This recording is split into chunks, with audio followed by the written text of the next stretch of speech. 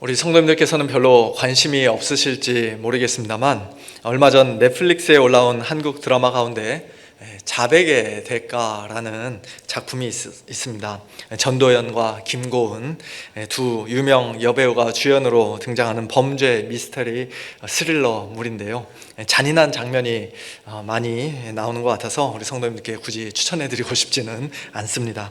저는 처음에 그 제목을 보고 좀 헷갈렸습니다. 자백을 아주 잘하는 사람, 일종의 마스터라는 의미에서 자백의 대가인 줄 알았기 때문입니다. 그런데 영어 제목을 보니까 The Price of Confession, 곧 자백에는 대가가 따른다, 비용이 따른다, 자백을 하면 그에 상응하는 값을 치러야 한다라는 그런 의미더라고요. 대가와 대가, 두 단어가 발음만 다를 뿐 우리말 철자가 똑같기 때문에 충분히 헷갈릴 수 있는 경우인 것 같습니다. 드라마 속에서는 누가 어떤 자백을 했고 또 무슨 대가를 치렀는지 저도 자세히 알지는 못합니다만, 그러나 한 가지 분명한 사실은 우리의 인생에서도 많은 일들이 반드시 그 대가를 치르게 되어 있다는 것입니다. 도둑질을 한 사람은 그에 합당한 대가를 치러야 하고, 또 살인을 저지른 사람은 살인에 합당한 상응하는 대가를 치러야 합니다. 나쁜 일만 아니라 좋은 일에도 대가는 따릅니다. 건강한 몸을 유지하기 원하는 사람은 좀 귀찮고 힘들더라도, 불편하더라도 철저하게 음식을 조절하고 또 꾸준히 운동하는 그런 대가를 치러야 합니다. 어느 한 분야에서 전문가, 말 그대로 대가가 되기 위해서는 시간을 아끼고 자신을 절제하며 남들보다 더 열심히 공부하고 또 끊임없이 훈련하는 그런 대가를 치러야 합니다. 그런데 이상하게도 많은 사람들은 예수님을 믿고 따르는 일에는 별로 대가가 없을 것이라고 생각합니다. 심지어 내가 예수님을 믿어주고 교회도 다녀주니 오히려 예수님이 나한테 더 고마워해야 하는 거 아닌가 라는 식으로 적반하장처럼 생각하기도 합니다. 아마도 우리가 받은 구원이 전적으로 하나님의 은혜라는 사실 때문에 그런 오해가 생긴 것 같습니다. 물론 우리가 구원을 받는 것은 분명 하나님의 은혜이죠. 우리는 우리의 돈이나 선행이나 노력이나 그 어떤 소유로도 구원을 값주고 살 수 없습니다. 우리의 구원은 철저하게 하나님의 선물, 하나님께서 우리에게 거저 주신 은혜로운 선물입니다.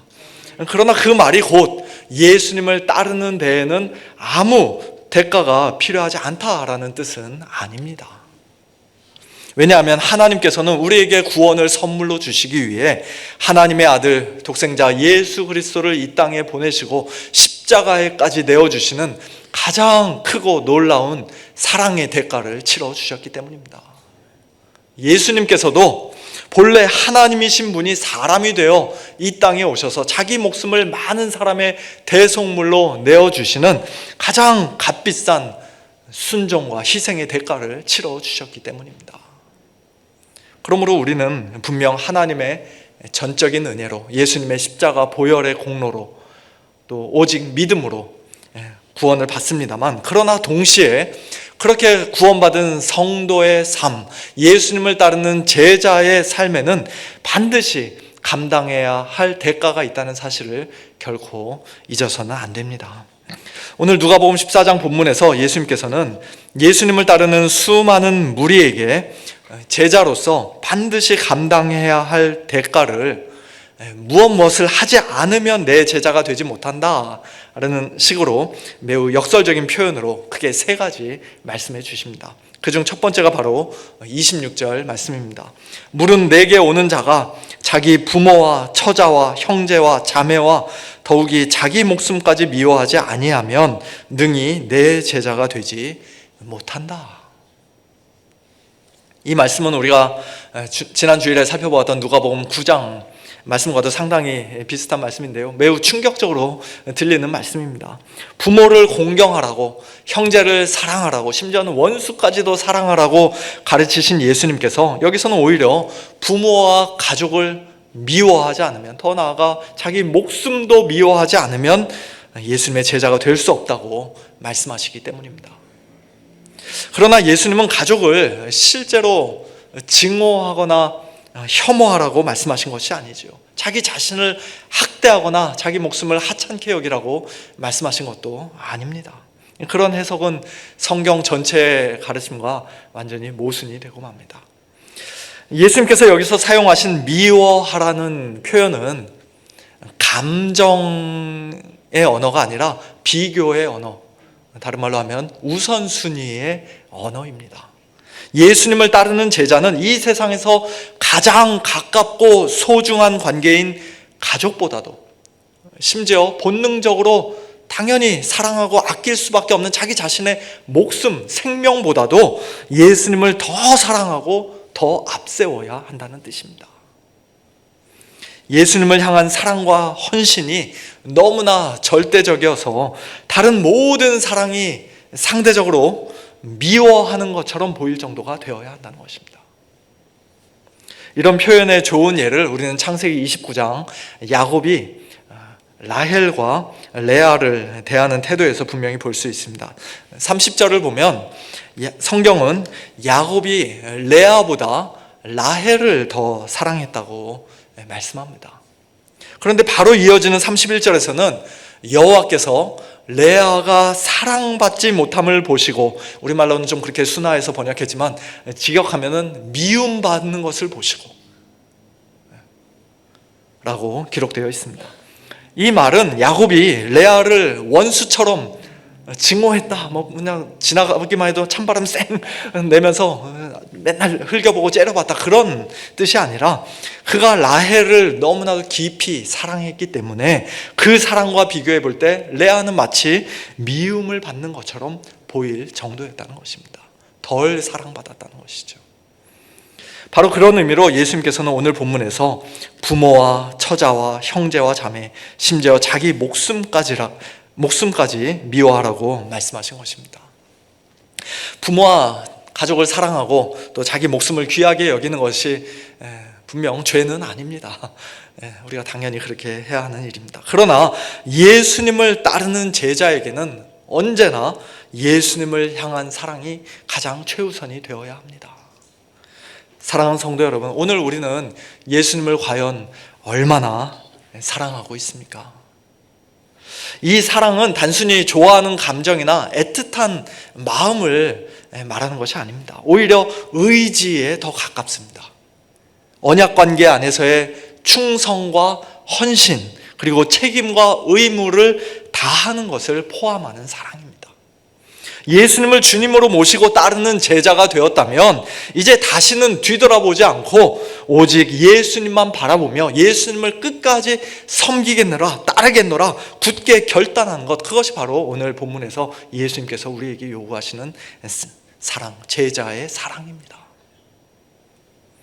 우리 교회에서 후원하고 있는 대만의 이상수 선교사님은 믿지 않는 불신자 가정에서 처음 예수님을 믿고 목사, 선교사가 되신 분입니다. 선교사님께서 학창 시절에 이제 처음으로 예수님을 믿게 되었을 때 아버지께 뺨을 맞았다고 합니다. 나중에 선교사가 되겠다고, 이제 신학교에 가겠다고 그렇게 말씀드렸을 때 집에서 쫓겨났다고 합니다. 그러나 그분은 자신의 부모님을 미워했기 때문에, 다시 말해 이 부모님보다 예수님을 더 사랑했기 때문에 그 모든 고난과 역경을 견딜 수 있었고 지금까지도 그 귀한 선교 사역을 충성스럽게 감당하고 계신 것입니다. 더욱 감사한 것은 그 부모님들께서 나중에 예수님을 믿게 되셨고 지금은 이제 선교사님을 기도로 후원하는 그런 든든한 후원자가 되어주셨다고 합니다. 선교사님에 관한 이 이야기는 오늘 본문에서 예수님께서 말씀하신 미워하라는 표현이 무엇을 뜻하는지를 우리에게 아주 분명하게 잘 보여주고 있습니다. 뿐만 아니라 우리가 가족을 진정으로 사랑하는 길은 역설적이게도 그들을 미워하는 것, 곧 우리가 예수님을 그들보다 더 사랑하는 것이라는 사실도 우리에게 보여주고 있습니다. 신앙생활을 가로막는 부모님의 눈치를 보면서 효도한다는 이유로 부모님 뜻에만 순종하고 결국 부모님보다 예수님을 덜 사랑하게 되면, 예수님보다 부모님을 더 앞세우고 더 사랑하게 된다면 우리는 정작 예수님을 온전히 따르지 못할 뿐 아니라 부모님께 예수님을 전할 수 있는 그런 기회도 놓치게 될지 모릅니다.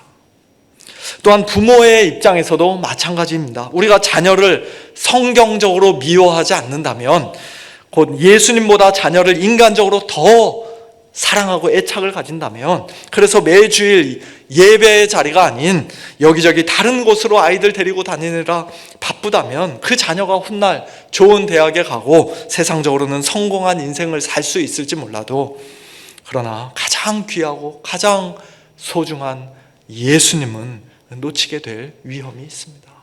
그보다 더 안타깝고 그보다 더 가슴 아픈 일이 또 어디에 있겠습니까? 부모가 자녀를 정말로 올바르게 사랑하는 길은 오늘 예수님 말씀처럼 그를 미워하는 것입니다. 자녀보다 예수님을 더 사랑하는 것입니다. 네가 공부를 잘하는 것보다, 나중에 돈 많이 버는 것보다 예수님 잘 믿는 것이 훨씬 더 중요하다. 주일에는 만사를 제쳐놓고 무엇보다도 하나님 앞에 나와 예배를 드리는 게 너의 인생에서 가장 우선적인 일이다 라고 어려서부터 자녀들에게 확실하게 가르쳐주고, 또 부모님이 말로만이 아니라 실제로 삶에서, 자신의 삶에서 그렇게 본을 보여주는 것, 그것이 바로 우리가 자녀를 향한 가장 깊고 가장 성경적인 사랑을 표현하는 것이라 믿습니다. 제자가 치러야 하는 두 번째 대가는 27절 말씀입니다. 누구든지 자기 십자가를 지고 나를 따르지 않는 자도 능히 내 제자가 되지 못하리라. 지난주에도 말씀드렸습니다만, 예수님을 따르는 길은 등에다가 백팩을 메고 맛있는 거 잔뜩 싸가지고 콧노래를 부르며 소풍을 가는 그런 길이 아닙니다. 예쁘고 아름다운 꽃들 구경하면서 지나가는 그런 향기로운 꽃길을 걷는 것도 아닙니다. 제자의 길은 각자 자기 십자가를 어깨에 짊어지고 가는 고난의 길이요, 죽음의 길입니다. 십자가는 어깨 근육을 키우는 그런 운동기구가 아니죠. 우리 자신을 더 예쁘게 보이게 하려고 차는 예쁜 액세서리가 아닙니다. 집이나 교회나 또는 자동차 안에 폼나게 걸어두는 그런 경건한 장식품이 아닙니다. 십자가는 한마디로 무서운 사형 도구입니다. 결국에는 그 십자가에 내가 못 박혀 죽기 위해 어깨에 지고 예수님을 따라가는 것입니다. 무거운 십자가를 지고 걸어가는 것 그 자체도 물론 너무나 힘들고 고통스러운 일이지만, 때로는 주변 사람들의 반응이 그보다 더 견디기 힘들 수도 있습니다. 헉헉거리며 마라톤을 뛰는 선수들에게는 길가에 서 있는 사람들이 박수를 치면서 응원해주고 물도 건네주지만, 그러나 십자가를 지고 예수님을 따라가는 제자들에게 이 세상은 결코 호의적이지 않습니다. 예수쟁이라고, 개독교라고 비웃고 손가락질합니다. 욕하고 무시하고 까닭없이 미워합니다. 어떤 곳에서는 돌을 던지고 실제적으로 정말 위협을 가하며 박해를 가하기도 합니다. 그러므로 누구든지 자기 십자가를 지고 나를 따르지 않는 자도 능히 내 제자가 되지 못하리라는 예수님의 이 말씀은, 제자들이 이 세상에서 그러한 고난, 그러한 수치, 그러한 모욕, 그러한 억울함을 당할 것 각오하고, 궁극적으로는 죽음까지도 각오하며 예수님을 따라야 한다는 뜻입니다. 감사하게도 아직까지 미국 땅에서는 신앙 때문에 그런 노골적이고 직접적인 박해를 당하는 일은 없습니다. 예수님 믿는다고 우리를 대놓고 욕하는 사람들, 핍박하는 사람들도 우리가 만나기 쉽지 않습니다. 그러나 그렇다고 해서 우리가 십자가를 지지 않아도 된다는 뜻은 아니죠. 우리는 여전히 십자가를 지고 예수님을 따라가야 합니다. 우리 안에 아직 남아있는 옛사람의 구습, 곧 우리의 죄성과 정욕과 탐심을 날마다 십자가에 못 박으며 예수님을 따라가야 합니다. 우리 안에서 불쑥불쑥 고개를 드는 인간적인 혈기와 알량한 자존심도 날마다 십자가에 못 박으며 십자가를 지고 예수님 따라가야 합니다. 하나님의 일을 생각하지 않고 먼저 그의 나라와 그의 의를 구하지 않고 그저 내 생각만 옳다고 고집하며 사람의 일을 먼저 생각하는 그런 교만 역시도 날마다 십자가에 못 박고 십자가 지고 예수님 따라야 합니다. 사랑하는 성도 여러분, 오늘 저와 여러분의 어깨에는 과연 주님께서 메어주신 우리 각자의 십자가가 지어져 있습니까? 까다로운 시부모님 만나 시집살이 하는 것이 나의 십자가다, 또는 이 오래된 질병 때문에 고통당하는 것이 나의 십자가다, 그런 식으로 누구나 겪을 수 있는 일반적인 고난이 아니라 우리가 예수님을 따르기 때문에 특별히 짊어지게 된 십자가, 예수님을 따르지 않았다면 굳이 지지 않아도 되었을 그 십자가가 오늘 우리에게도 있습니까?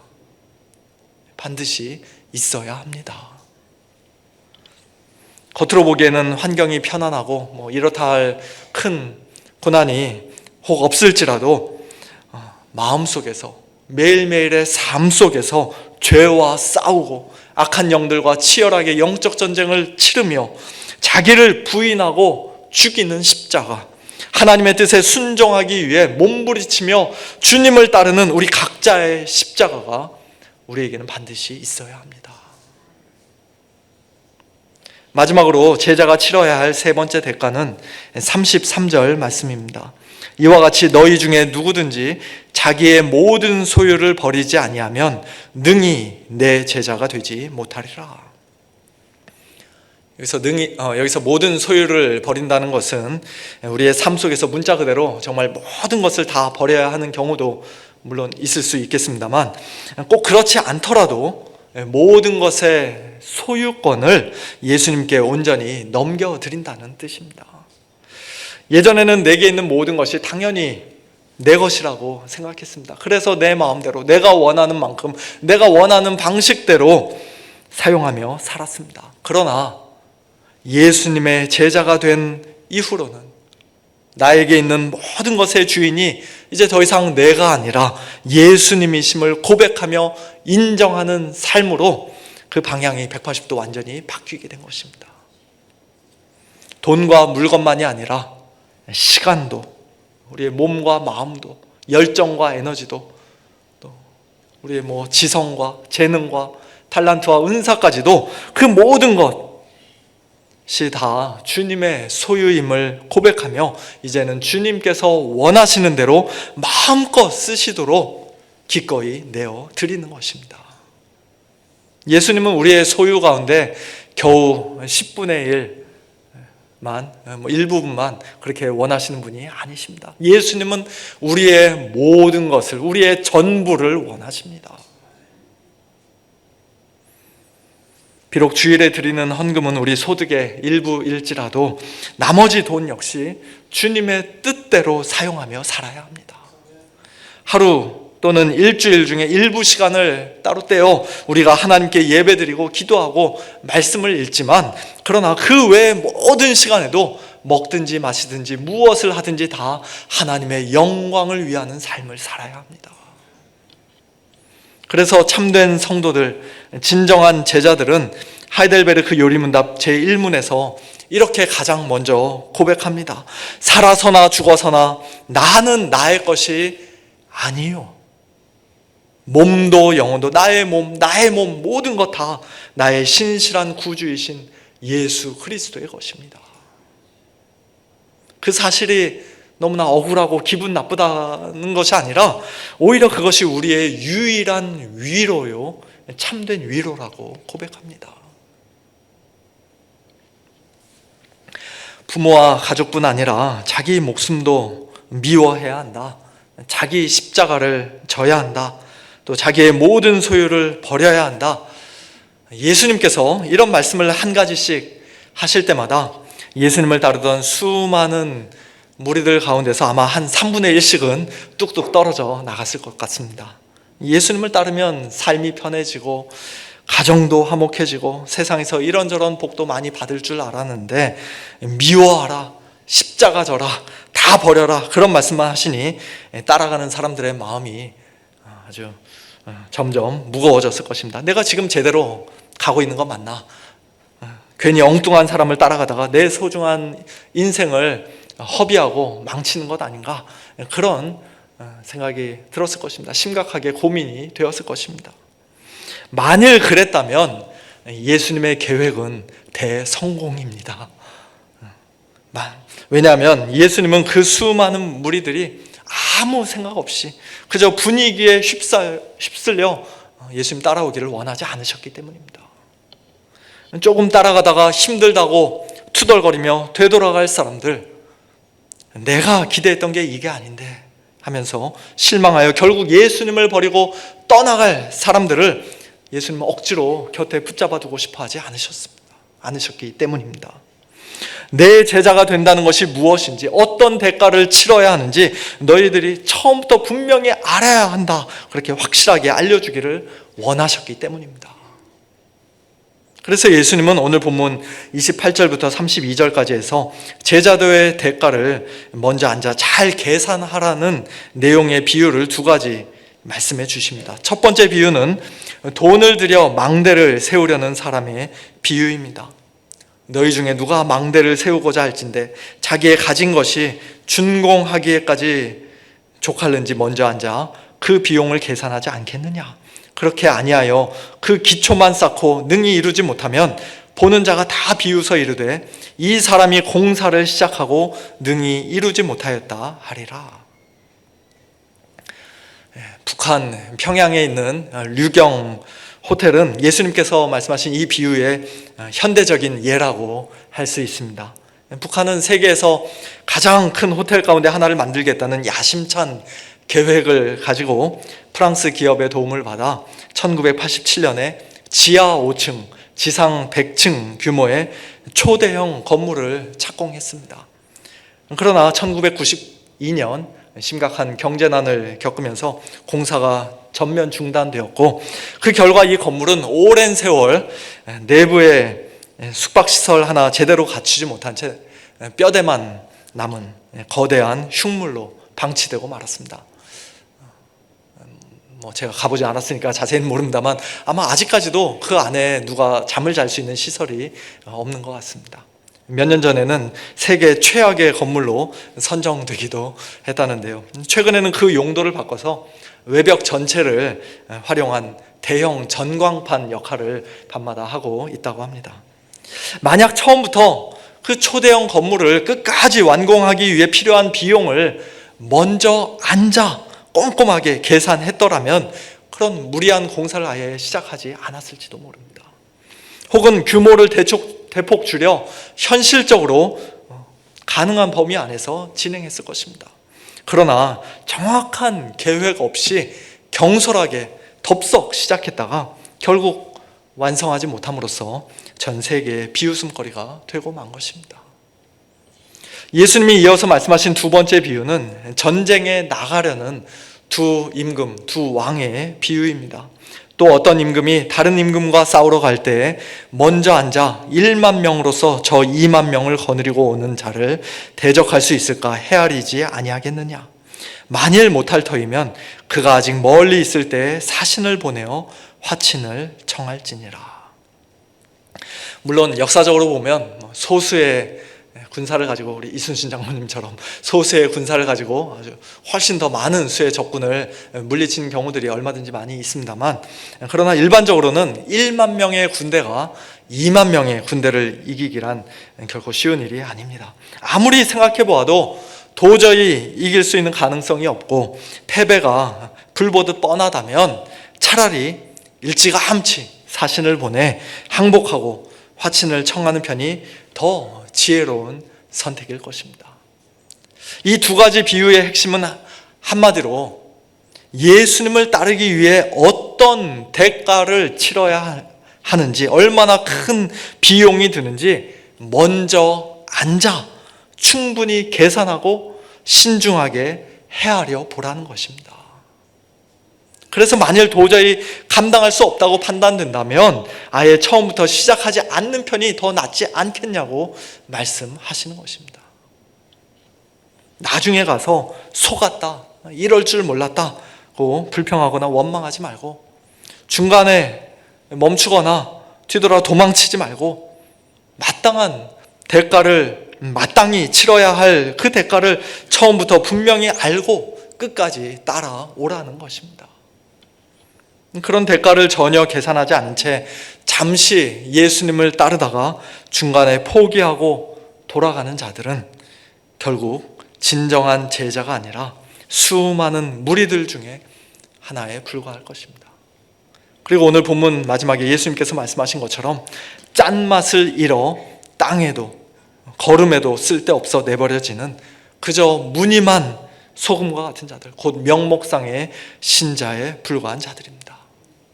우리는 그런 자들이 되어서는 결코 안 될 것입니다.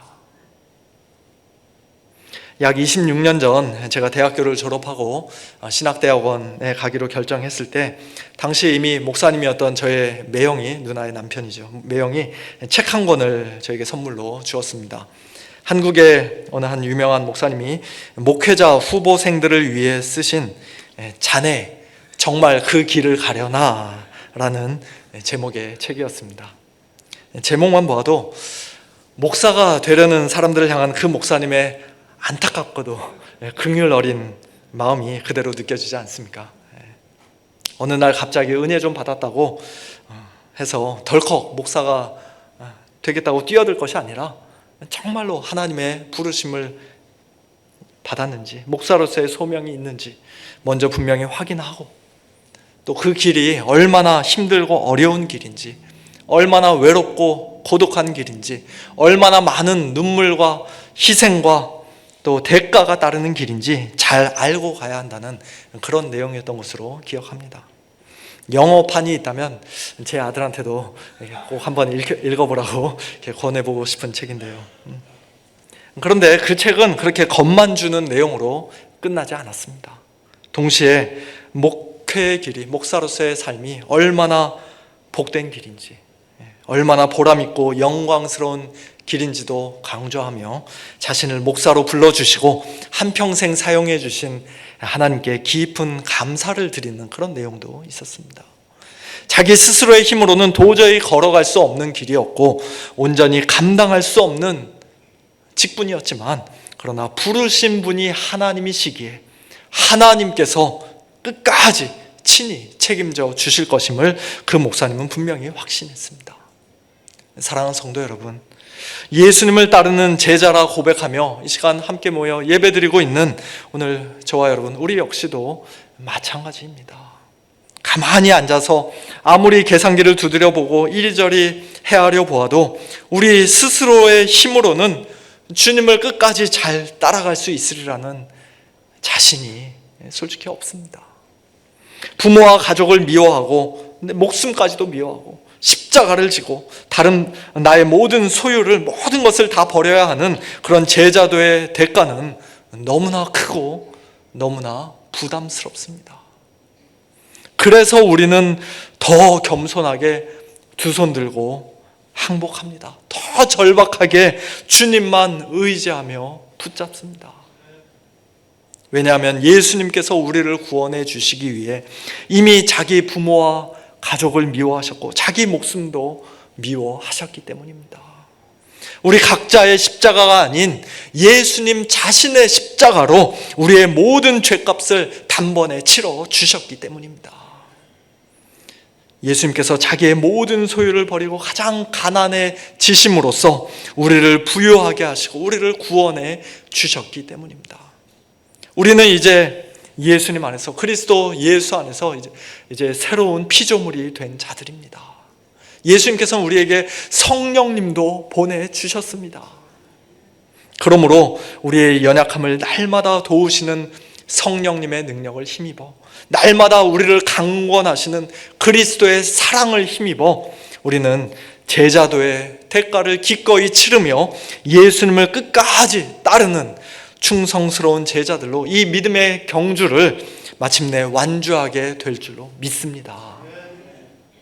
제자로서의 짠맛을 잃지 않은 진정한 소금으로서 하나님의 나라와 영광을 위해 한평생 귀하게 쓰임받는 복된 저와 여러분, 우리 모두가 될 수 있기를 예수님의 이름으로 축원합니다.